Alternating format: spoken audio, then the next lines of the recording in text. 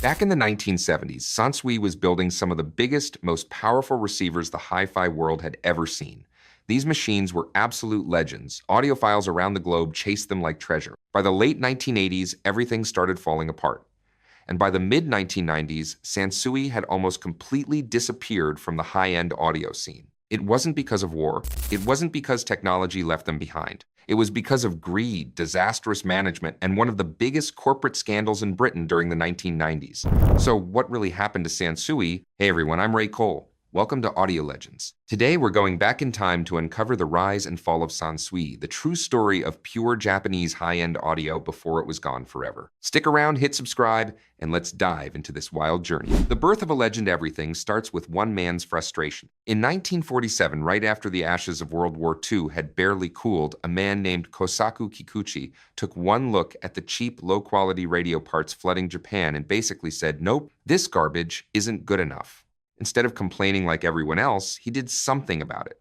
He rolled up his sleeves and started a tiny company in Tokyo with one clear mission: build better components even if they had to charge more for them. His motto was simple, almost stubborn: even with higher prices, let's make higher quality. And you know what? That old school attitude actually defined Sansui for the next several decades. Back then, when a Japanese company said they were going to make something better, they damn well meant it. They weren't cutting corners to hit quarterly targets or chasing cheap labor in other countries.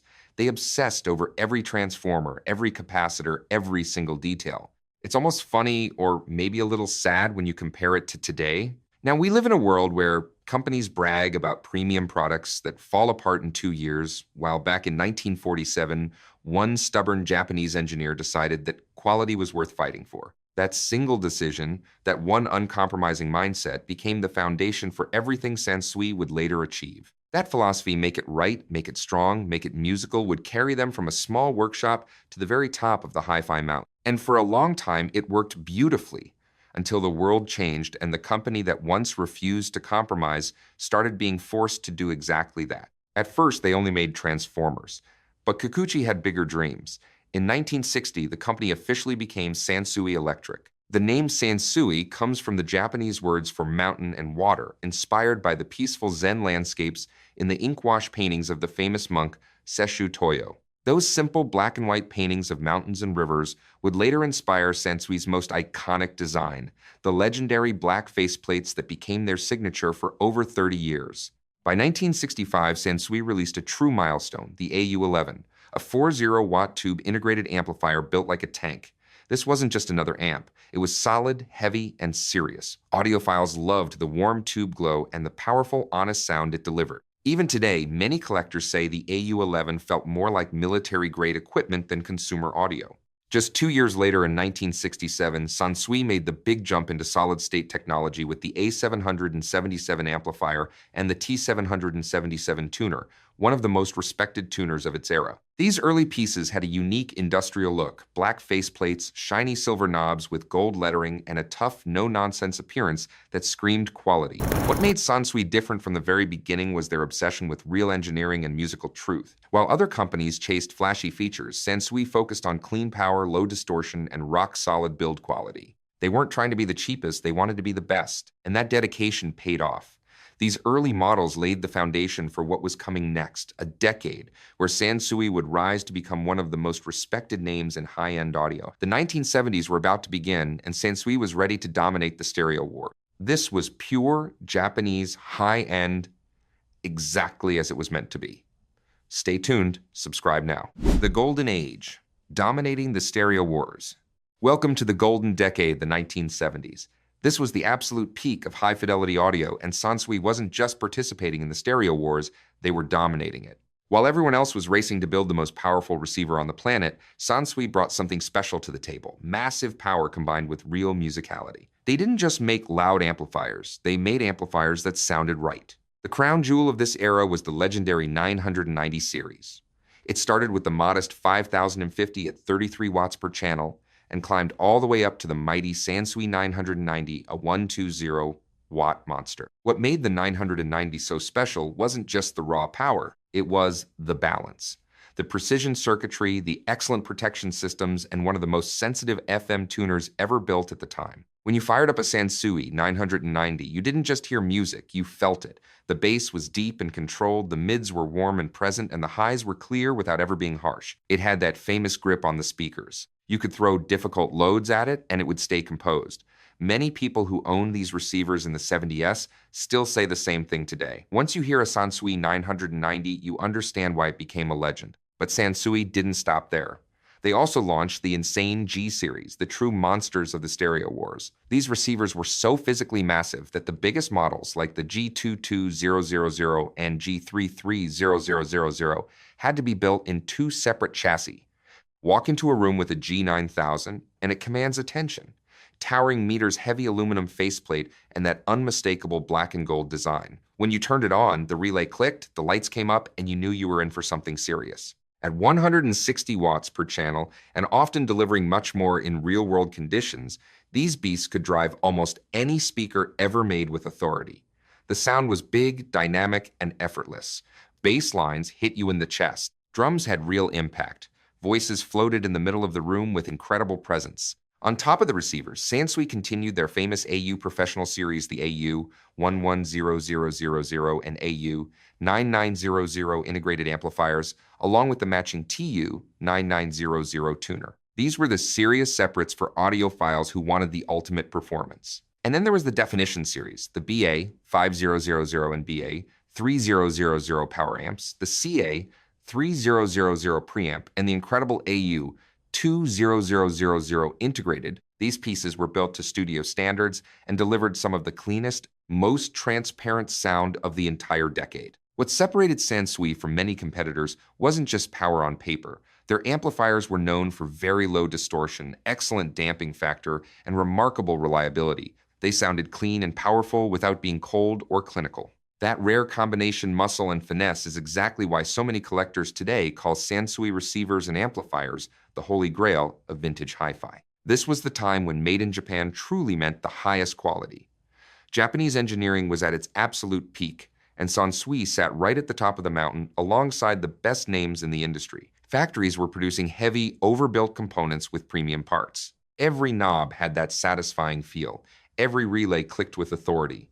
When you owned a Sansui from this era, you felt like you owned a piece of audio history. The 1970s were truly Sansui's shining moment, a perfect storm of innovation, power, and musical truth.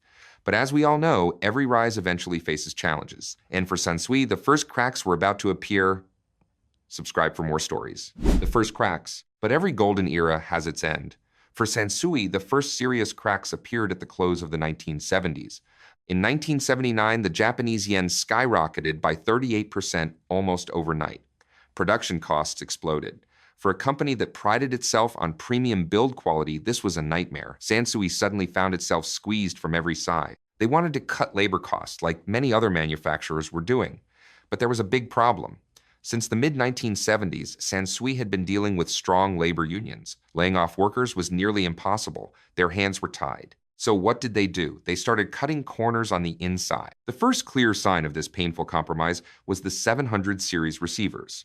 On the outside, they still looked like proper Sansui machines, clean black faceplates and familiar styling. But when you opened them up, the difference was shocking. There was a lot of empty space inside the chassis. The transformers were smaller, the components were cheaper, and the overall build quality had taken a noticeable step down from the legendary 1000 series that came before. Yet here's the crazy part. Even with all those cost cuts, the 700 series still sounded surprisingly good.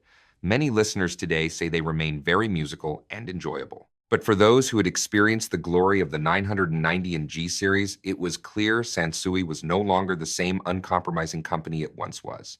The heart was weakening even if the body still looked strong. The fall begins. As the 1980s continued, things got much worse. Toward the end of the decade, the yen surged again, this time by a staggering 218%. The pressure became unbearable. Meanwhile, the competition was ruthless. Sony Pioneer and Technics were releasing newer, more modern-looking products loaded with features that appealed to the changing market. Sansui's sales began to collapse. The once proud brand was losing ground fast. In a desperate attempt to reinvent themselves, they changed their logo in 1987 and tried to reposition the company toward a broader, more mainstream audience. It didn't work. The loyal high-end customers felt betrayed, and the mass market didn't embrace the new direction either. By 1988, the numbers told a brutal story. Sansui's sales had dropped dramatically, and the company posted a devastating net loss of over 50 million USD. Think about that for a second. This was a brand that had ruled the hi-fi world just a few years earlier. Now they were bleeding money and fighting for survival. For longtime fans and employees who had poured their hearts into building those incredible 1970s machines, this period must have been heartbreaking. The company that once stood for uncompromising quality was now forced to make painful compromises. The golden age was officially over and the fall was accelerating. The once mighty Sansui was now vulnerable, so vulnerable that they had no choice but to look for a buyer. And the buyer who stepped in would change the company's destiny forever, but not in the way anyone hoped. This is where the story takes a dark turn, a story of corporate greed scandal and one of the most controversial figures in business history. Subscribe for next. Betrayal and Scandal. Asil Nadir and the Polypec Collapse. Now we enter the darkest chapter in Sansui's history. By 1988, the company was drowning in debt and losing money fast. They had negotiated with over 20 different companies, Japanese, Korean, and European, desperately looking for a savior. In the end, they sold their soul to the wrong person. In 1989, a British company called Polypec International acquired 51% of Sansui. 1 year later, in 1990, they increased their stake to 70%. On paper, it looked like a rescue. In reality, it was the beginning of the end. Who was behind Polypec? A man named Asil Nadir, a Turkish Cypriot businessman who would later become one of the most infamous figures in British corporate history. Nadir was not an electronics man. He wasn't even interested in high-fidelity audio. What he saw in Sansui was simply a famous name he could exploit. His vision was simple and brutal: turn Sansui from a respected, high-end, hi-fi brand into a mass-market manufacturer of cheap TVs, VCRs, CD players, and low-cost audio gear. He wanted to flood the international market, especially outside Japan, with budget Sansui products. The philosophy that Kosaku Kikuchi had built in 1947, even with higher prices, let's make higher quality, was thrown out the window. How did Nadir even get control of Sansui? That's where the real scandal begins. In 1990, Polypec collapsed in one of the biggest corporate failures in UK history. Asil Nadir was accused of stealing tens of millions of pounds from his own company. Investigators claimed he'd been secretly propping up the stock price, moving money around through offshore accounts, and living an extravagant lifestyle while the empire was rotting from within. The scandal was enormous. Newspapers called it one of the most shocking cases of white-collar crime in Britain during that era. Nadir denied the charges, but the pressure became too much. He fled the United Kingdom and became a fugitive in northern Cyprus. For years, he lived there as a free man. When he finally returned to Britain years later to face justice, he was convicted on multiple counts of theft. Yet in a twist that still angers many people today, he only served a fraction of his sentence. Think about this for a moment. A fruit company owner who also sold bananas and pineapples suddenly controlled one of Japan's most respected audio brands. And instead of protecting its heritage, he used it as a tool to chase quick profits.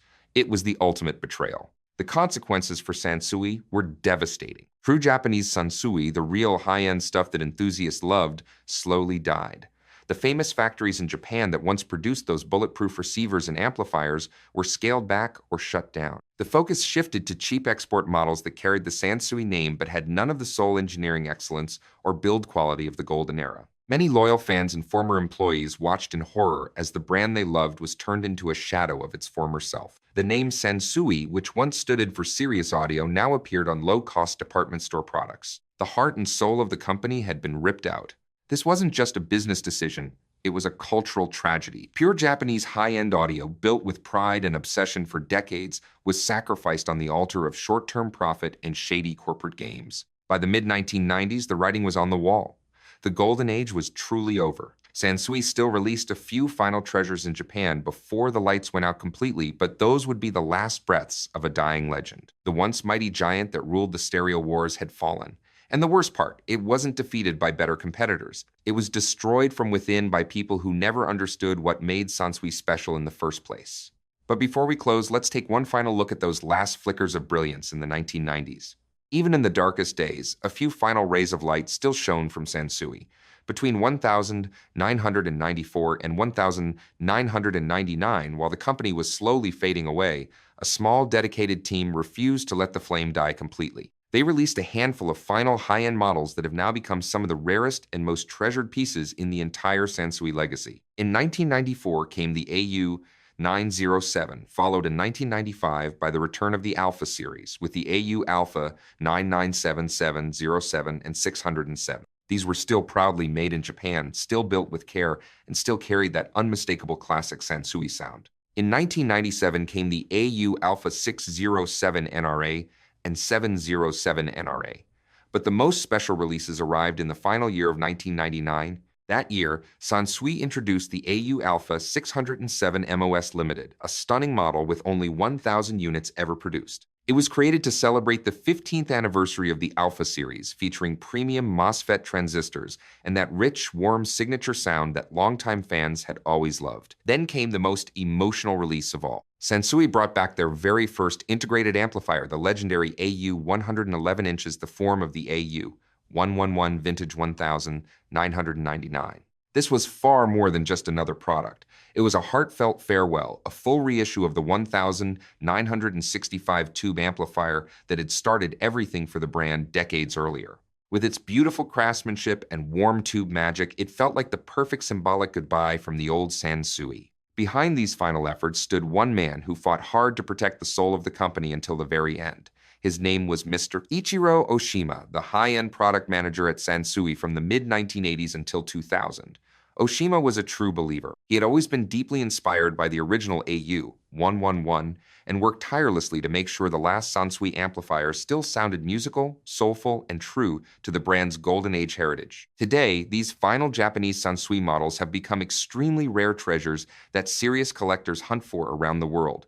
You can still find them, but it takes patience and luck. A well-preserved AU Alpha 607 MOS or 607 MOS Premium typically sells between $1,200 to $2,500 depending on condition. The ultra-rare AU 111 Vintage 1999 is in another league. Entirely clean examples often go for $3,500 to $7,000 or more when they appear. They rarely show up on big platforms like eBay or Hi-Fi Shark, and when one does surface in good condition, it usually disappears within hours.